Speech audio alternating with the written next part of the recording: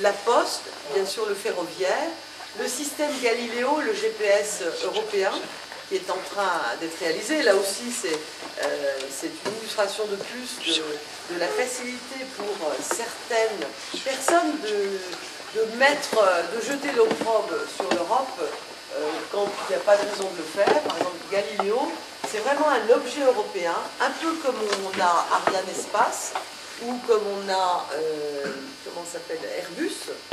Hein, Galileo, c'est quelque chose de très sophistiqué, de très important, qui a été initié par l'Europe, financé dans le premier étage par l'Europe, et qui ensuite doit être financé par les États, et avec un partage des contrats, dans une forme d'ailleurs de protectionnisme, entre guillemets, entre les États, les industries aérospatiales et autres, enfin, de très haute technologie, des États membres.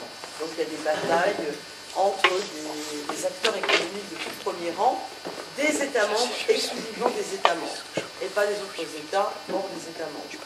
Donc le ferroviaire, les canaux, le système aérien, mais c'est aussi dans le quotidien, par exemple, l'harmonisation des diplômes des conducteurs de train. Donc on dit la mobilité, liberté de circulation des services des travailleurs des capitaux, mais ce serait un vain mot si on ne mettait pas en œuvre techniquement, technologiquement, les moyens d'assurer cette mobilité.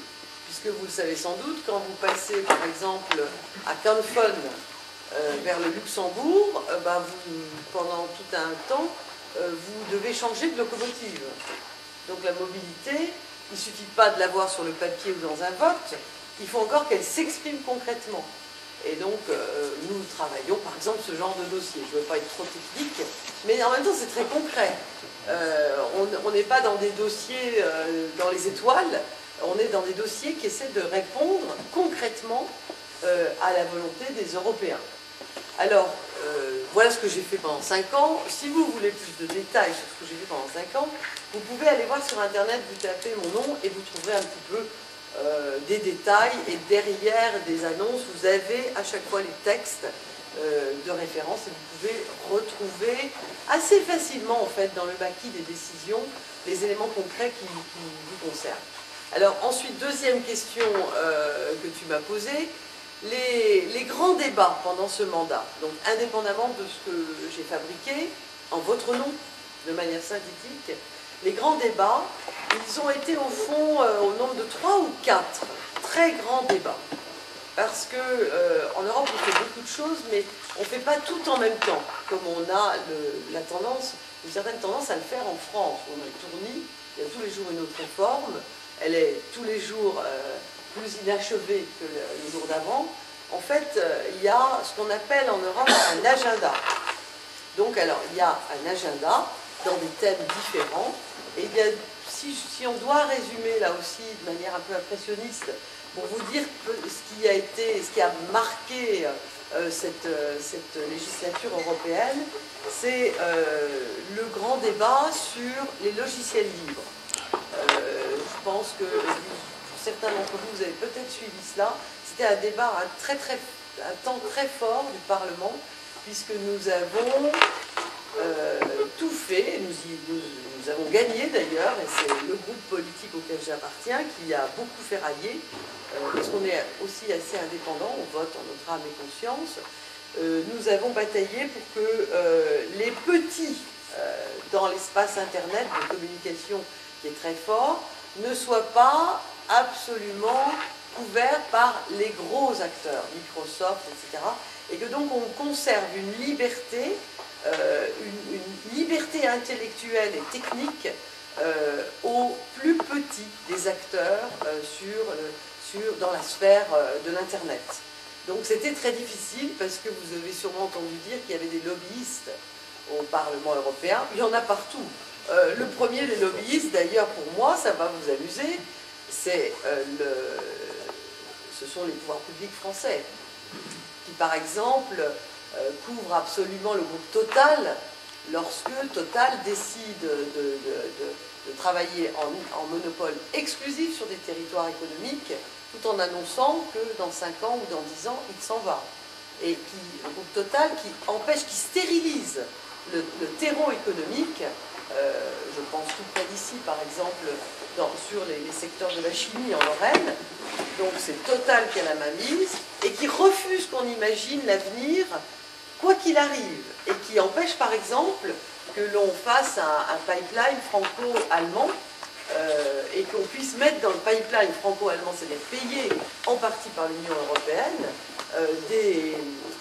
du gaz, du gaz qui vienne d'Europe, et qui ne viennent pas que de Russie en passant par l'Ukraine, mais Total met la main mise là-dessus. Donc les lobbyistes, je garde le fil de mon lobbyiste, parfois il faut même batailler contre les pouvoirs publics français. Pas toujours, mais parfois. Donc des lobbyistes, la SNCF c'est un lobbyiste, la Poste c'est un lobbyiste.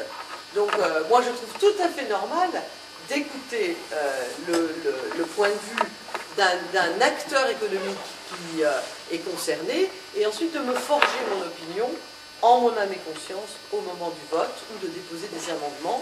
C'est comme ça qu'on a ralenti par exemple l'accélération de la libération de la Poste. C'est moi qui ai déposé les amendements, c'est moi qui les ai déposés en commission transport, parce que la Poste rentre dans la commission transport comme le tourisme, et parce que Barroso voulait que ça aille à la vitesse astronomique. Et nous, on a marqué très fortement la victoire, mais il faut être tout le temps vigilant sur toutes ces choses-là. Donc les logiciels libres, grand temps fort, la directive service que vous avez rencontrée dans votre imaginaire sous le nom de directive Bolkestein. Vous n'allez pas me dire, je pense entendu parler de ça. Donc le Parlement européen a totalement refait cette directive service en tenant compte de la logique des États, de la logique du droit du travail, donc selon les États, selon l'endroit où les gens vivent, habitent, et par rapport aux endroits où éventuellement ils exercent une activité. C'est le Parlement européen et le groupe politique auquel j'appartiens qui a complètement toiletté, c'est même un peu faible, qui a refait ce texte qui s'appelle aujourd'hui la directive service. Autre temps fort, ça a été donc c'est un temps fort très récent qui était celui qui nous a amené à décider une législation très importante de ce qu'on appelle c'est un moyen mnémotechnique pas terrible, qui s'appelle 3 x 20 pour 2020. Peut-être que ça ne vous dit rien. C'est une législation qui amène l'ensemble des États membres à se donner un objectif de calendrier pour 2020 et un objectif matériel